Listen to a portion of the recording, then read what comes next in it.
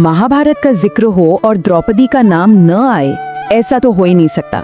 पांचाल की राजकुमारी, 5 पांडवों की पत्नी, एक ऐसी शख्सियत जिनके बारे में हम सबको लगता है कि हम सब कुछ जानते हैं, सुना है, पढ़ा है ना? लेकिन क्या सच में हम सब कुछ जानते हैं, या फिर कहानी की परतों के नीचे कुछ ऐसे राज दबे हुए हैं जो उनकी पूरी शख्सियत को ही बदल कर रख देते हैं, एक बिल्कुल अलग नजरिया देते हैं। उनकी कहानी सिर्फ एक रानी की नहीं है, अरे ये तो पिछले जन्मों के राज, दिव्य वरदानों और कुछ बहुत ही गहरे रिश्तों की कहानी है। तो चलिए आज इन्हीं अनकहे अनसुने राज से पर्दा उठाते हैं। शुरुआत करते हैं पहले राज से, और ये जुड़ा है महाभारत के उस सीन से जिसे सोचकर आज भी रोंगटे खड़े हो जाते हैं। चीर हरण का प्रसंग सबने देखा पर कोई मदद के लिए नहीं आया, तो फिर उनकी रक्षा हुई कैसे? इसका जवाब उनके किए 2 पुण्य कर्मों में छिपा है। कहानियों में आता है कि 2 बार ऐसा हुआ जब द्रौपदी ने एक पल भी नहीं सोचा और मदद के लिए आगे आई। पहली घटना, एक साधु गंगा में नहा रहे थे और उनकी लंगोटी पानी में बह गई। द्रौपदी ने फौरन अपनी कीमती साड़ी का टुकड़ा फाड़ा और उन्हें दे दिया। और दूसरी घटना तो और भी खास है, जब श्री कृष्ण ने शिशुपाल का वध किया तो उनकी उंगली कट गई और खून बहने लगा। वहां भी द्रौपदी ने ही अपनी साड़ी फाड़कर उनकी उंगली पर पट्टी बांधी। अब सोचिए, ये काम देखने में भले ही छोटे लगे पर ये कितने बड़े थे। और बस उसी पल श्री कृष्ण ने द्रौपदी से एक वादा कर दिया। उन्होंने कहा, एक दिन मैं तुम्हारी इस साड़ी के एक एक धागे का कर्ज चुकाऊंगा। और वो दिन आया। भरी सभा में जब द्रौपदी की आबरू दांव पर थी, तब कृष्ण ने अपना वही वादा निभाया। उस एक छोटे से पुण्य के बदले उन्होंने सूद समेत इतना लौटाया कि साड़ी बढ़ती गई और द्रौपदी की लाज बच गई। तो ये तो था पहला राज, लेकिन अब जो दूसरा राज सामने आने वाला है वो शायद इससे भी कई ज्यादा हैरान कर देने वाला है। ये जुड़ा है उनके विवाह और एक ऐसे वरदान से जिसके बारे में बहुत कम लोग जानते हैं।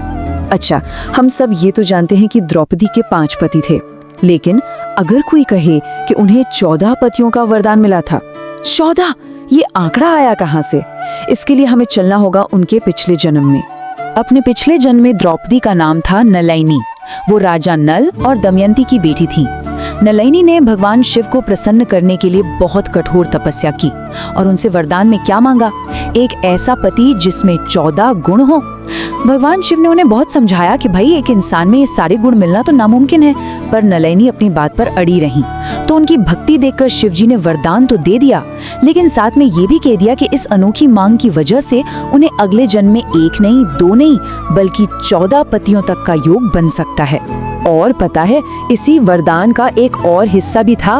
उन्हें ये शक्ति मिली कि हर सुबह वो फिर से कुमारी हो जाएंगी। जी हाँ, और इसी अद्भुत शक्ति की वजह से द्रौपदी का नाम पंचकन्याओं में आता है, यानी हमारे महाकाव्यों की वो 5 सबसे पवित्र स्त्रियां। तो सवाल ये उठता है कि वो 14 गुण 5 पतियों में कैसे आए? वो सारे गुण इन 5 पांडवों में बटे हुए थे। जैसे धर्म का ज्ञान युधिष्ठिर के पास था, तो 1000 हाथियों जितनी ताकत भीम के पास। अर्जुन जैसा योद्धा कोई नहीं था, तो सहदेव के पास था ज्ञान का भंडार। और सुंदरता की बात करें तो नकुल के आगे कोई नहीं टिकता था।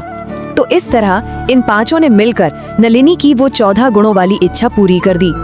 चलिए अब बात करते हैं तीसरे और शायद सबसे गहरे राज की। ये है श्री कृष्ण और द्रौपदी का रिश्ता, एक ऐसा कनेक्शन जिसे अक्सर लोग समझ ही नहीं पाते या फिर गलत समझ लेते हैं। ये बात बहुत कम लोग जानते हैं कि द्रौपदी का असली नाम कृष्णा था। जी हाँ, कृष्णा। ये नाम उन्हें अपने सांवले रंग की वजह से मिला था, बिल्कुल अपने सबसे अच्छे दोस्त कृष्ण की तरह। सिर्फ नाम का ये कनेक्शन ही देखिए, उनके गहरे रिश्ते का पहला इशारा तो यही मिल जाता है। वो दोनों सिर्फ दोस्त नहीं थे, बहुत गहरे दोस्त थे। इतना ही नहीं, दोनों में शारीरिक समानताएं भी थीं। कहते हैं दोनों के मसल्स शांत अवस्था में नर्म, लेकिन युद्ध के समय पत्थर की तरह कठोर हो जाते थे। और एक बात, जब द्रौपदी कृष्ण से शादी करना चाहती थी, तो खुद कृष्ण ने ही उनका मार्गदर्शन किया और उनका मन अर्जुन की तरफ मोड़ा। उन्होंने खुद द्रौपदी से शादी करने से इसलिए मना कर दिया क्योंकि वो द्रौपदी के पिता के बदले की भावना का एक जरिया नहीं बनना चाहते थे। अब अगर हम तुलना करें तो कृष्ण और द्रौपदी का जो रिश्ता था वो पूरी जिंदगी चला। ये एक स्पिरिचुअल कनेक्शन था, एक दूसरे के लिए सम्मान का रिश्ता था।